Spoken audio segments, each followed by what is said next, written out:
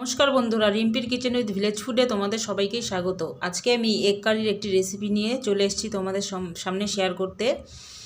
তো আমি আজকে এগ কারি বানাবো। তো এগ কারি বানানোর জন্য আমার এখানে কি কি লাগছে, এখানে আমি পেঁয়াজ, বড় সাইজের একটি পেঁয়াজ এভাবে ছোট ছোট কিউব করে করে কেটে নিয়েছি। তারপর নিয়েছি কয়েক টুকরো রসুন আর আদা, আর এখানে আমি বড় একটি টমেটো টুকরো করে কেটে নিয়েছি। আর এখানে আমার মশলা আছে গরম মশলা, জিরা গুঁড়ো, ধনে গুঁড়ো আর লাল লঙ্কার গুঁড়ো। তো প্রথমে আমি ডিমগুলোকে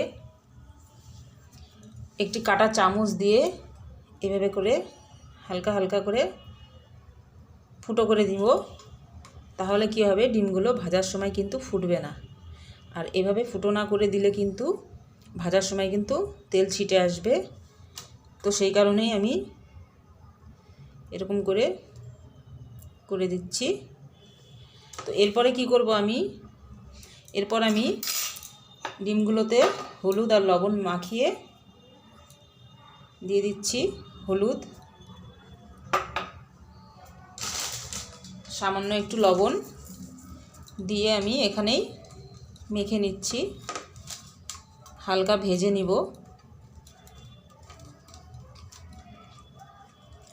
তো হয়ে গেছে আমার ডিমগুলো মাখা।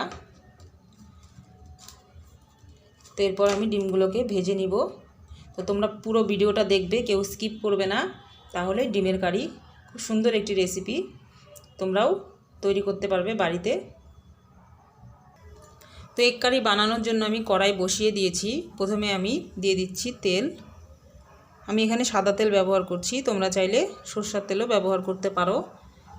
তো তেলটা গরম হয়ে গেলে আমি প্রথমে ডিমগুলোকে ভেজে নিব। তেল গরম হয়ে গেছে, আমি ডিমগুলোকে দিয়ে দিচ্ছি।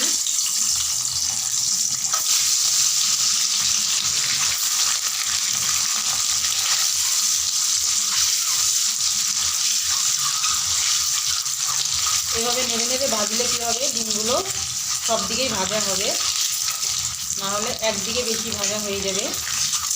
সেই কারণে আমি ডিমগুলোকে নাড়া দিয়ে দিয়ে ভেজে নিব।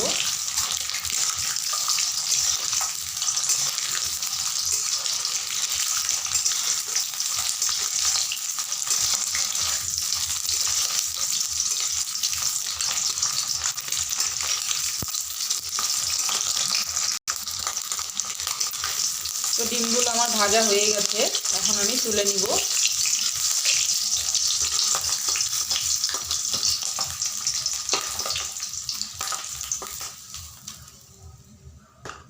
তো এই তেলে আমি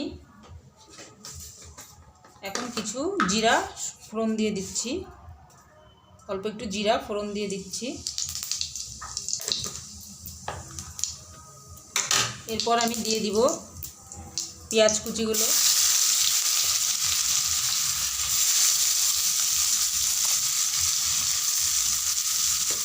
পেঁয়াজগুলোকে আমি একটু লাল লাল করে ভেজে নিব।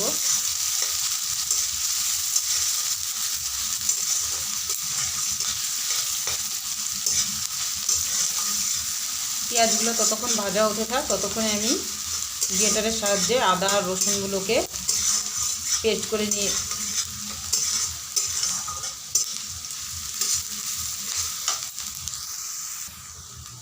পেঁয়াজগুলো ভাজা হয়ে গেছে, এখন আমি দিয়ে দিচ্ছি টমেটো কুচি।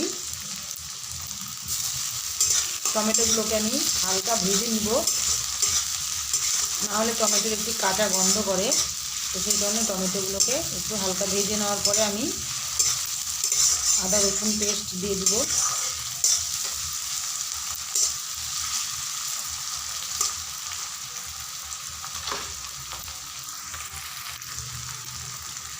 এরপর আমি আদা আর রসুনের পেস্ট দিয়ে দিচ্ছি।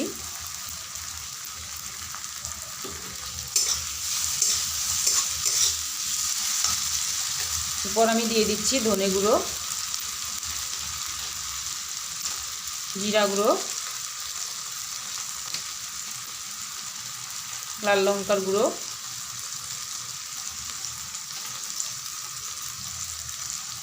হলুদ গুঁড়ো আর স্বাদ মতো লবণ দিয়ে এবার মশলাগুলোকে ভালো করে কষাতে হবে।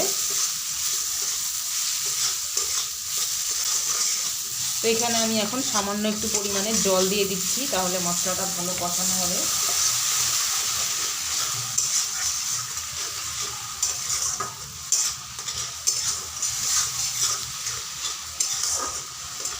এই ধরনের ডিমের কারি কিন্তু তোমরা গরম গরম রুটি, পরোটা বা ভাতের সঙ্গেও খেয়ে দেখতে পারো, দারুণ লাগবে।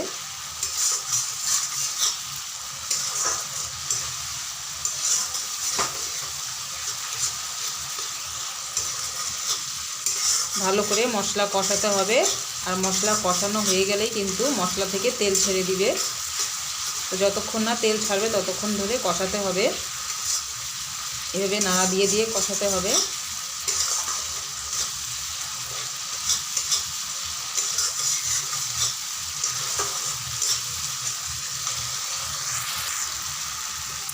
মশলাটা দেখো প্রায় কষানো হয়েই গেছে, মশলা থেকে কিন্তু আস্তে আস্তে তেল ছেড়ে দিচ্ছে। আজকের আমার এই রেসিপিটা আশা করি তোমাদের ভালোই লাগবে, আর ভালো লাগলে লাইক, কমেন্ট, শেয়ার করবে, আর সাবস্ক্রাইব করার অনুরোধ রইল। তো হয়ে গেছে কষানো, আমি এখন ডিমগুলোকে দিয়ে দিচ্ছি। তাহলে কি হবে, ডিমের ভেতরে ঝাল, লবণ সবই ঢুকে যাবে, আর খেতেও খুব ভালো লাগবে। ডিম দেওয়ার পরে আমি আরেকটু কষাবো, তারপরে সামান্য একটু জল দিয়ে দিব।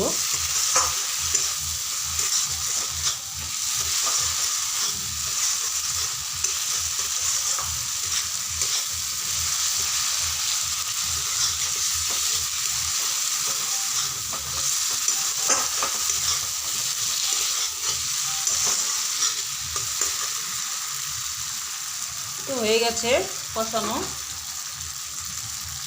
আমি এখন জল দিয়ে দিব।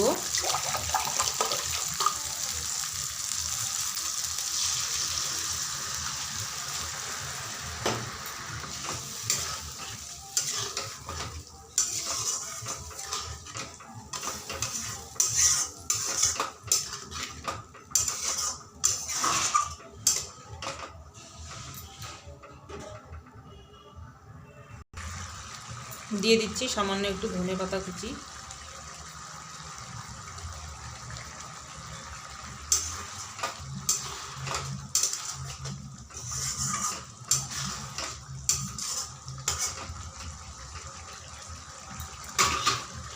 আর এরপর আমি দিয়ে দিব একটু গরম মশলা।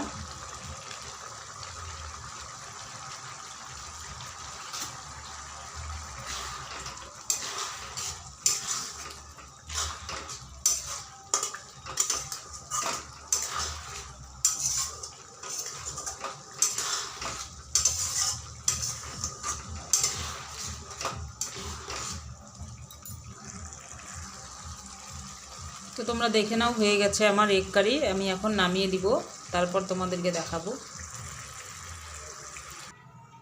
তো বন্ধুরা দেখো তোমরা কতটা সুন্দর হয়েছে আর স্পাইসি হয়েছে খেতে। তো গরম গরম ভাত বা রুটি বা পরোটার সঙ্গে কিন্তু তোমরা খেতে পারবে, দারুণ লাগবে।